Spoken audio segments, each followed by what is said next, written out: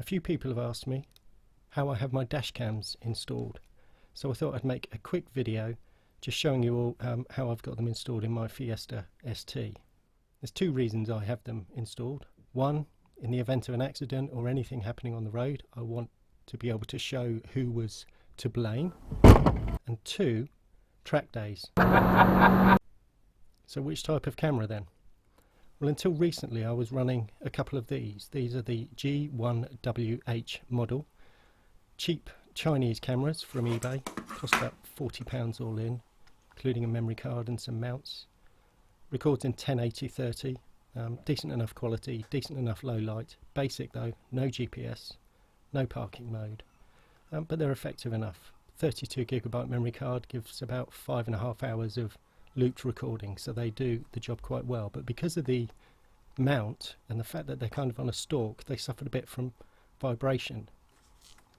You can see from these stills from when I did have it installed how it did sit nicely enough up behind the mirror, so it was kind of out of the way. But the vibration was a bit annoying, especially on track, so I looked for an alternative. And I found one of these. This is the A118C. Very similar camera. All the functions are pretty much identical, same capability, same resolutions and so on, but the basic packaging of the camera is different. It's a bit neater. It mounts flat to the glass so it doesn't suffer from vibration. You can see the flat mount here just behind the mirror.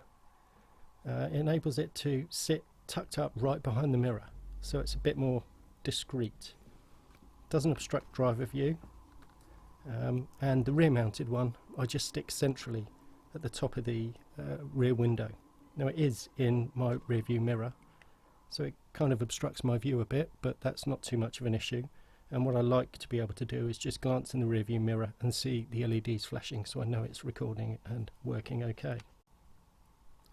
Next is how to power the cameras. Now I know you can hardwire them, piggyback it off a fuse, all sorts of different options, but electronics, electricity, that's just a mystery to me, so I don't tend to muck about doing things like that. I went for a simple option, which is this bank of power sockets. I bought it from Halfords, it was about £15 or something. It sits in the glove box, it's attached by nothing more than some strong adhesive pads. It's very stable, gives me a range of power sockets, and I run it from the front 12-volt socket in the car, and that lead routes up behind the glove box, which is also where I then route the leads out of the glove box off to the cameras. Now the power for the front, the cable runs just across the door frame. I run it all the way up and all the way across, and then just down from the top where it's tucked up into the camera.